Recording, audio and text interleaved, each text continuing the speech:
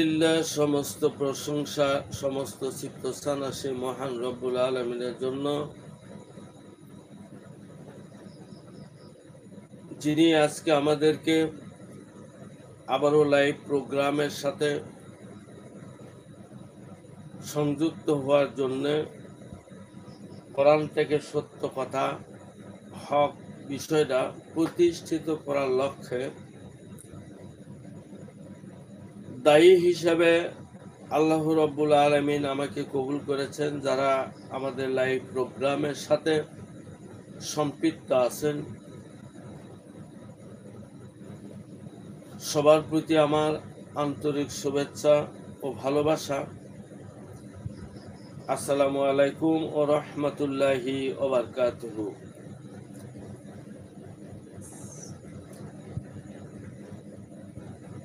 আলহামদুলিল্লাহ, সমস্ত প্রশংসা সে মহান রব্বুল আলামিন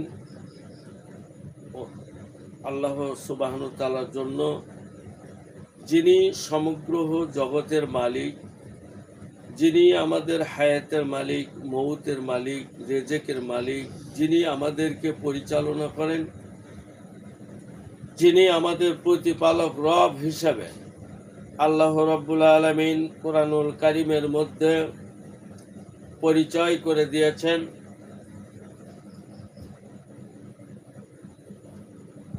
সেই মহান রব্বুল আলামিনের দরবারে লাখো কোটি শুকরিয়া জ্ঞাপন করছি। শোনা যাচ্ছে কি? হ্যাঁ, আমরা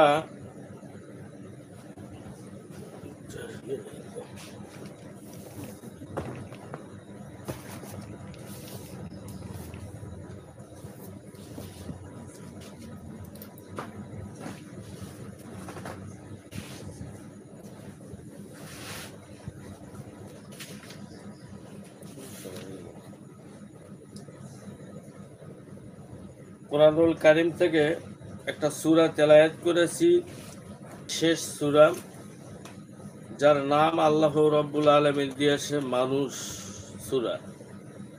বাংলাতে যদি বলি, সূরার নাম হলো মানুষের নিদর্শন। মানুষের অনুসূচি, মানুষ হয়ে মানুষকে চিনবে, মানুষ হয়ে মানুষকে বুঝবে। এইটা যদি আমরা বোঝা জানি, ধারণা করতে পারি, তাহলে আমাদের মধ্য থেকে পাপ, অশ্লীলতা, ফাহিশা কাজ দূর হওয়ার চিন্তা চেতনা যদি বাস্তবায়ন করতে চাই, প্রথম দলিল হিসেবে আমরা কোরআনুল কারীম থেকে নিব, এবং দ্বিতীয় নম্বর দলিল আল্লাহ রসুলের নীতি নৈতিকতা, ইসলামের আদর্শ, চরিত্র, ভালোবাসা। আল্লাহ রব্বুল আলামিন ওনার পক্ষ থেকে যে নবী করিম সাল্লাল্লাহু আলাইহি ওয়া আলা আলিহি ওয়াসাল্লামের প্রতি প্রত্যেকটা মানুষকে বিপদ থেকে, আপদ থেকে এবং পরকালে জাহান্নাম থেকে মুক্তির পথ হিসেবে, মুক্তির দিশারি, মুক্তির দূর সরওয়ারে কায়নাত দুল আল আমেনা, দু জাহানের বাদশা, রহমাতুল লিল আলামিন, ওনার মাধ্যম দিয়ে যে ভালোবাসা, নীতি নৈতিকতা আল্লাহ রব্বুল আলামিন প্রতিষ্ঠিত করে দিয়েছিলেন, আল্লাহ রসুলের ভালোবাসার মধ্যে সমান্তরলে সমানভাবে সবাইকে ভালোবেসেছে, কাউকে কম বেশি করে নাই, ছোট বড় করে নাই। আমরা আজকে বিভিন্ন ফিতনা ফাসাদের মধ্যে পড়ে আমরা একজন মানুষ আরেকজন মানুষকে ভালোবাসতে পারি না। সেই সুবাদে আল্লাহ রব্বুল আলামিন মানুষ নামে সূরা নাজিল করে দিয়েছে। আবারও আল্লাহ রব্বুল আলামিন মানুষের মধ্য থেকে এক শ্রেণী মানুষ যে কাফের হয়েছেন, আল্লাহ পাক সূরাতুল কাফেরুন দ্বারা কাফের নামে সূরা প্রতিষ্ঠিত করেছেন। তার মধ্যে আল্লাহ রাব্বুল আলামিন কাফেরের পরিচয় তুলেছেন এবং আল্লাহ রাব্বুল আলামিন মুনাফিকুন নামে সূরা নাজিল করে মুনাফিকের নীতি চরিত্র আদর্শ এটা আল্লাহ রাব্বুল আলামিন মুনাফিক নামের সূরার মধ্য দিয়ে মুনাফিকের পরিচয় ধরেছেন। আবার আল্লাহ রাব্বুল আলামিন মুমিন নামে সূরা নাজিল করেছেন। আল্লাহ রাব্বুল আলামিন মুমিনদের পরিচয় তুলে ধরেছেন। আমরা সর্বপ্রথমেই আলোচনা করব সূরা নাসের বিষয় নিয়ে। আল্লাহ রাব্বুল আলামিন বলল, কুল আউযু, আমি উযু শব্দের অর্থ আত্মরক্ষার জন্যে। কিসের আত্মরক্ষার জন্যে? আমাদের মধ্যে অশ্লীলতা, ফাহেসা, বিভিন্ন পরনিন্দা, পরচর্চা দ্বারা আমরা অপবিত্র হয়ে যাব। এই জন্য এখানে উযু শব্দের অর্থ হলো, এখানে দুইটা অর্থ হবে। একটা হলো আত্মরক্ষার জন্য, আরেকটা অর্থ হলো যে এই অশ্লীলতা, শারীরিক থেকে অনিষ্টতার থেকে যদি আমি আত্মরক্ষা করতে পারি, নিজেকে যদি সেফ রাখতে পারি, তাহলে এই ব্যক্তিটা ওযু হয়ে যায়, পবিত্র হয়ে যায়। সুবহানাল্লাহ।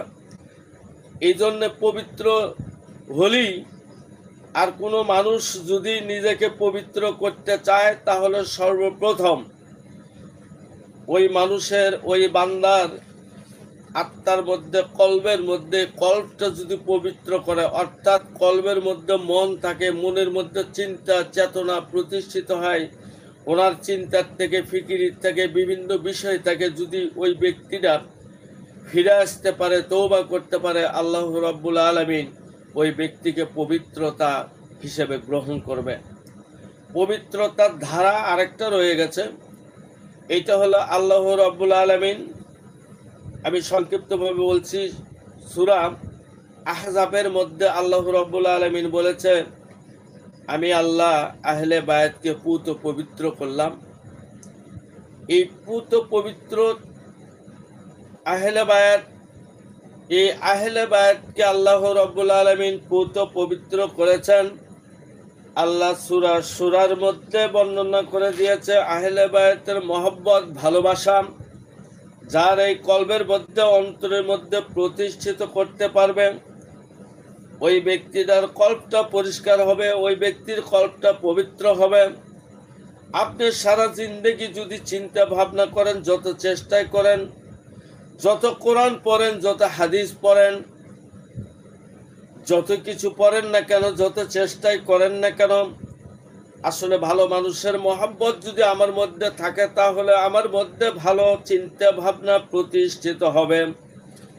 আর যদি মন্দ মানুষের চিন্তা ভাবনা, মন্দ মানুষের সাথে যদি আমাদের মহব্বত থাকে, পাপী মানুষের মধ্যে যদি আমাদের মহব্বত থাকে, তাহলে আমাদের কল্পটা অপবিত্র হয়ে যাবে। এই জন্য আল্লাহ রাসূল হাদিসের মধ্যে বর্ণনা করে দিয়েছে, কোনো বান্দার যদি এই কল্প পবিত্র হয়, তাহলে সারা শরীর পবিত্র হবে।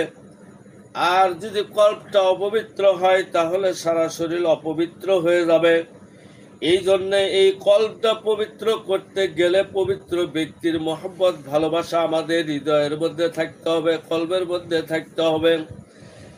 আর এই পবিত্র ব্যক্তি হলো আহলে বায়াত। যারা আহলে বায়াতকে আল্লাহ রাব্বুল আলামিন পুত পবিত্র করেছিলেন, সেই জন্য আহলে বায়াতের মহব্বত, ভালোবাসার কথা আল্লাহ রাব্বুল আলামিন বলে দিয়েছে। এই আহলে বায়াতের মহব্বত, ভালোবাসা যদি কোনো মানুষের মধ্যে স্থানান্তরিত করতে পারেন, তাদের কলবের মধ্যে থেকে, তাদের কলবের মধ্যে তারবিয়াত ঘটাইতে পারে। এই তারবিয়াতের আরবি শব্দ আরেকটা প্রতিশব্দ হিসেবে বলা হয়েছে, তার নাম হলো রব। আল্লাহ রাব্বুল আলামিন কেন বললেন কুল আউযু বিরাব্বিন নাস। নবী আপনি বলে দেন, আত্মরক্ষার জন্য সাহায্য চাচ্ছি মানুষের রবের কাছে। কার রবের কাছে? মানুষের রবের কাছে আল্লাহ রব্বুল আলামিন কি শুধু মানুষের রব না সারে জাহানের রব? আল্লাহ রব্বুল আলামিন কোরআনুল কারীমের সর্বপ্রথমে আল্লাহ রবের পরিচয় দিতে গিয়ে বলেছে, আলহামদুলিল্লাহি রাব্বিল আলামিন। সমস্ত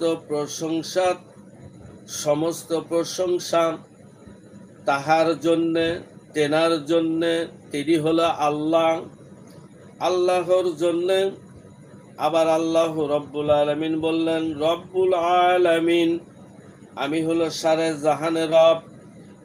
আমি আল্লাহ, যেই ব্যক্তিটা পবিত্রতা অর্জন করে তাকে আমি প্রতিপালন করি, আর যে ব্যক্তি অপবিত্র থাকে তাকেও আমি প্রতিপালন করি।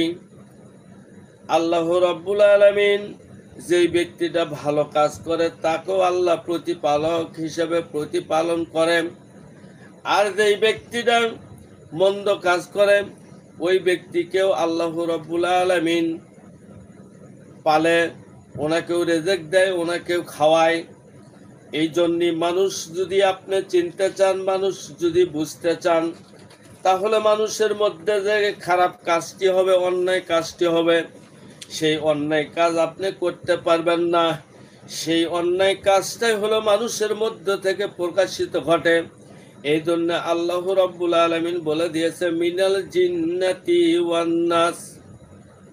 এই জিনের মধ্যে এবং মানুষের মধ্যে হইতে এই শারীরিক অনিষ্টতা, খারাপ কথা, খারাপ ভাষা, খারাপ আচরণ, খারাপ চিন্তা, খারাপ ভাবনা, এইটা যখন উদ্ভাসিত হয় মানুষের অন্তরের মধ্যে, আল্লাহ রাব্বুল আলামিন বলে দিয়েছেন, আমি আল্লাহ যেহেতু ওই খারাপ মানুষকেও পালি, ভালো মানুষকেও পালি, খারাপ মানুষকেও রেজেক দেই, ভালো মানুষকেও রেজেক দেই। এই রেজেক সবাইকে দিলেন। আবার আল্লাহ কেন বললেন যে আমি মন্দ মানুষের রব এবং ভালো মানুষের রব? তার মানে হলো আল্লাহ রাব্বুল আলামিন মানুষ বলতে যারা আছে এদের কাছে, এদের যিনি রব, তেনার কাছে আপনি আশ্রয় যদি পাইতে চান, তাহলে এইখানে ওই মানুষটাকে মানুষ হিসেবে আপনি গ্রহণ করবেন। আপনি যদি খোদার কসম সত্যিকারী বড় কোনো জ্ঞানী হন, বড় কোনো আলেম হন, বড় কোনো গুণী হন, বড় কোনো বুজুর্গানী হন, তাহলে আপনার হৃদয়ের মধ্যে পবিত্রতার ছোঁয়া যার মধ্যেই লাগবে, যদি লাগাইতে পারেন। এই লাগাইতে গিয়ে সর্বপ্রথম কৌশল হলো, ওই মানুষটা যে খারাপ কাজ করে ওই মানুষটাকে খারাপ হিসেবে নিয়েন না। ওই মানুষের মধ্যে যে খারাপ কাজ আছে ওইটাকে আমি প্রতিহত করব। এই প্রতিহত করার লক্ষ্যে আপনার কলবের মধ্যে পবিত্রতার ধাস ওই খারাপ মানুষের, মন্দ মানুষের মধ্যে যদি লাগাইতে পারেন, তাহলে ওই মানুষটাও ভালো হয়ে যাবে ইনশাআল্লাহ। লা ইলাহা। আলহামদুলিল্লাহ। আমাদেরকে কমেন্ট করে জানাবেন, কমেন্টের মাধ্যম দিয়ে প্রশ্ন করতে পারেন। ইনশাআল্লাহ আমরা আমাদের বক্তব্যের মধ্যে, আমি যে লাইনের বক্তব্য দিচ্ছি, প্রশ্ন করলে শুধু সেই লাইন ধাঁচ অনুযায়ী বলবেন। আরেকটা অন্য প্রশ্ন নিয়ে আসলে আমাদের বক্তব্যের ধাঁচ মোড় ঘুরে অন্যদিকে যাবে। সেই জন্যে সবার কাছে করজোড়ে অনুরোধ, আমাদেরকে জানাবেন, প্রশ্ন করবেন, আমরা ইনশাল্লাহ সংশোধন হব এবং সংশোধিতভাবে কবরে যাইতে চাই।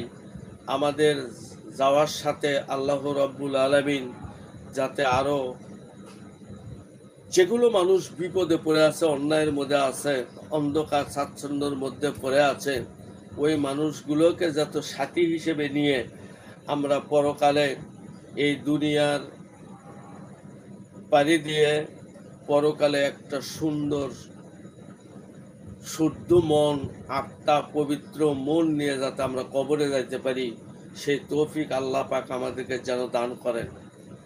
আমরা সেই জন্য এই কোরআনুল কারীমের গুরুত্ব দিব বেশি, কারণ কোরআন একটা নূর, কোরআন একটা আলো।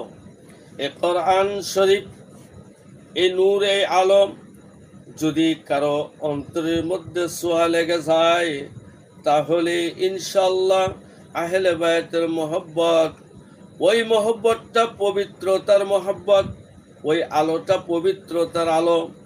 এই পবিত্রতার মহব্বত, পবিত্রতার আলো, এইটা যদি আপনি বাঁধেন, আমি আপনি প্রতিষ্ঠিত করতে চাই, তাহলে ওই আপনি সর্বপ্রথম একটা